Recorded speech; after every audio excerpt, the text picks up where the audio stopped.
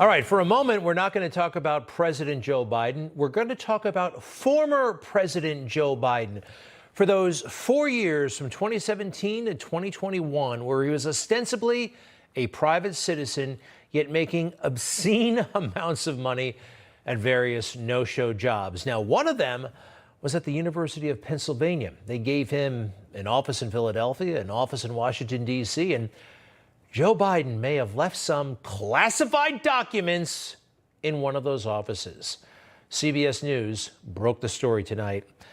It's a federal case. 3 sources tell CBS News the classified documents were discovered in this building about a mile from the White House at the offices of the Penn Biden Center, a foreign policy research institute set up after President Biden left the vice presidency. According to a source familiar with the matter, the classified documents are small in number and were found in November in a box among unclassified material. Sources would not characterize how sensitive the documents are. Responding to requests from CBS News, the White House counsel said that on November 2nd of last year, before the midterm elections, lawyers for President Biden were cleaning out office space at the center. When they discovered the documents marked classified in a locked closet, they stopped the work and contacted the White House. White House lawyers then reached out to the National Archives, which is responsible for the records. The archives in turn contacted the Department of Justice. Attorney General Merrick Garland then tasked the U.S. Attorney in Chicago, John Lausch, a Trump appointee, with determining what is in the documents and how they arrived at the Penn Biden Center. Well, according to the left, this is a high crime, and obviously Joe Biden is ineligible not only to be president, but certainly he can't run for president in this situation. Where have I heard that before? Yes, Mar-a-Lago, right? Who remembers August 8th, 2022, last year, when the FBI raided Mar-a-Lago to find these documents. Now, unlike Joe Biden, former vice president, I don't think vice presidents have declassification authority. Presidents do. That's a major distinction. But remember how self-righteous Joe Biden was when this came out? Joe Biden, remember, he's essentially been accused of the same thing. Listen to what he said about Donald Trump. When you saw the photograph of the top secret documents laid out on the floor at Mar-a-Lago, what did you think to yourself, looking at that image? How that could possibly happen, how anyone could be that irresponsible. And I thought, what data was in there that may compromise sources and methods? By that I mean names of people who helped, or et cetera. And it's just totally irresponsible. What a condemnation. How that could possibly happen. Totally irresponsible. Joe Biden accused of essentially doing the same thing, apparently admitting to it almost. This puts a whole new paint job on everything. You know, this morning I woke up and I asked around, is Joe Biden really going to be the nominee of the Democrats in 2024? I mean, take a look at him. It seems like totally not like it shouldn't be happening. He's 80 years old. He can't make it through a press conference. The administration's been a disaster, yet he's going to be the nominee. I think this document thing may be a game changer, especially how they condemn Trump. Right now, the White House, they're feeling somewhat confident. I don't know right this minute, but yesterday they were busy concentrating on nobody running against Joe Biden. And so far, nobody of consequence is going to run against Joe Biden. I'm talking about on the Democrat side. And every time we have a one-term president, what does that president face? A serious primary challenge. Jimmy Carter had to deal with Ted Kennedy in 1980. Jimmy Carter went on to lose, of course, to Ronald Reagan. 1992, George H.W. Bush faced a primary challenge from Pat Buchanan, was able to dispatch that finally, but of course he lost to Bill Clinton. A serious primary challenge weakens you for the general election. Everybody knows that. Right now, no one is emerging to take on Joe Biden. That's kind of surprising, especially given the record. I'm sorry, but a man who thinks that drag queens belong in schools, reading to kids, this is an agenda that I'd certainly like to run against.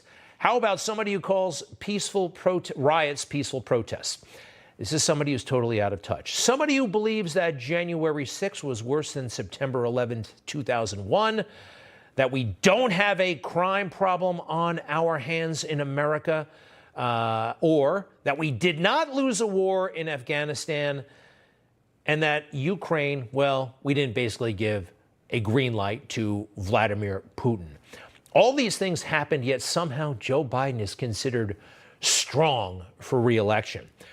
Maybe in a parallel universe, and I really mean that. Who saw Star Trek? Remember when they all beamed down to the alternative universe? There was a malfunction in the transporter, right? Spock met his counterpart, the evil Spock, and Kirk had one as well. Everything that was right was wrong. Everything that was bad, that was good, good, bad. Everything was backwards. And if Joe Biden is able to run for re-election, it's either totally backwards, everything is bizarro world, or they've got it rigged. Joe Biden has a great big open border, and they seem fine with that. They seem fine with that. You know what happened this weekend, of course. He finally went to the border, and some moments I'd like to highlight. Here he is arriving. He actually seemed like he was just enjoying himself, like this was relaxation for him. But he got schooled by the great Governor Abbott of Texas. He was waiting for him, and this was no polite meet and greet. And it's the governor's responsibility to tell Joe like it is, and he did. The governor handed the president a letter, a 5-point letter. And Joe was kind of flummoxed, didn't know how to handle the situation. Let's go through the 5 points that Governor Abbott outlined for the president. You must comply with the many statutes mandating that various categories of aliens shall be detained and end the practice of unlawfully paroling aliens en masse. You must stop sandbagging the implementation of the Remain in Mexico policy and Title IV expulsions and fully enforce those measures as the federal courts have ordered you to do. You must aggressively prosecute illegal entry between ports of entry and allow ICE to remove illegal immigrants in accordance with existing federal laws. You must immediately resume construction of the border wall in the state of Texas using the billions of dollars Congress has appropriated for that purpose, and you must designate the Mexican drug cartels as foreign terrorist organizations. If I were president, Governor Abbott, consider it done. But Joe is president, and no, it's a game. It's a game. By the way, Governor Abbott was spectacular today. You know, right after a meeting with the president, he went over to see the press, and something interesting happened. So you've got Air Force One in the backdrop, and you got the great big presidential caravan. And here's Governor Abbott going to the reporters, making the case for what needs to be done. That is a man in the arena, and it was impressive to me. Take a look. The president, who caused the chaos of the border, needed to be here. It just so happens he's 2 years and about $20 billion too late. He needs to step up and take swift action, including reimbursing the state of Texas for the money that we spent, but providing more resources for the federal government to do its job. Could you make that out? It was strong. It was concise. It needs to be said. It's simple. It's understandable. Joe Biden folded the paper and basically didn't even say goodbye. There's something else that was kind of interesting about this moment. The big presidential caravan goes off. There's Governor Abbott talking to the press, and then there goes the presidential package. Now, I've actually been around Air Force One, and it's interesting. When it leaves, you kind of feel left out, like, wow, what a party. They've got all the power. We're just here amongst ourselves. I wish I could. The power, in a weird way, seemed to be with Governor Abbott, right? That's where the action is, because we know Joe Biden doesn't really want to do anything, and this was on display. They literally took him to a dog and pony show. Take a look at the dog. Joe Biden, I mean, we've all seen these kinds of demonstrations. This is what he went to the border for, to see a drug-sniffing dog. This is the kind of stuff you take I don't know. I mean, when I went to my father's work when I was a kid, he was a police officer. This is the kind of stuff I saw as a kid. But as a president of the United States, dog and pony, the pony wasn't there. Of course, after all the horrible things that Joe said about those Border Patrol guys, they wouldn't show up. Anyway, it was from the bomb-sniffing dog, the drug-sniffing dog, to the fentanyl detector, all canned, all phony, and then bringing Joe Biden over like he's some, again, 8-year-old kid to look inside a truck. Take a look inside this truck, Joe. Isn't that interesting? And then it was time to say goodbye. Goodbye, Joe. That's it. Big check in the block. You saw the border.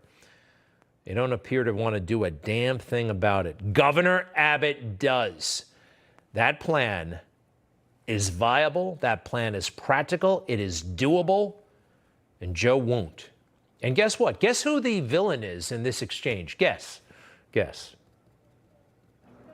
If I'm the governor of a state that's asking for help from the federal government, the last thing I do is showboat, hand him a letter. What are we? What is this? 5th grade? Hand him a letter. Here, Mr. President, I write you a letter. No, Greg Abbott's acting like a clown. He doesn't want to do that. He doesn't want to fix anything. He just wants to hand out letters and then have press conferences. And it's all virtue signaling. It's all performance signaling. Wow. I mean, put it in writing so he won't forget, right? Can't win with that fake news, and they are the worst. It's worse than fake. They're at war with the truth.